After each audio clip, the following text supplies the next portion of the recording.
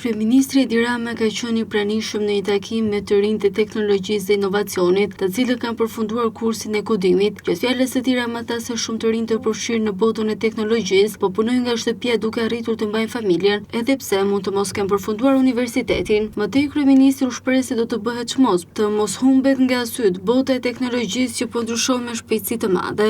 Të ardhurave që krijohen përmes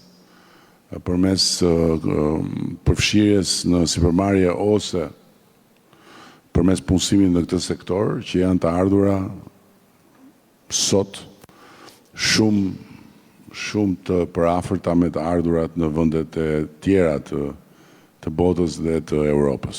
Plani është që laboratorët inteligjent të shkojnë në 1000, praktikisht të mbulohen të gjitha shkollat, dhe është një plan i financuar tani më.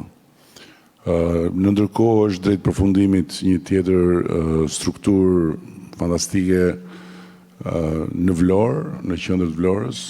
Rama theksoi gjithashtu se së shpejti do të hapë së bashku me presidentin francez Emmanuel Macron edhe një shkollë teknologjike te Piramida. Është planifikuar që së bashku me presidentin e Francës të hapim edhe një tjetër strukturë, është tani më gati, ngjitur këtu, është një strukturë shumë e njohur tani më në botën e teknologjisë, një shkollë tërësisht ndryshe nga shkollat tradicionale, quhet shkolla 42, École 42, ku i jepet mundësia të gjithëve,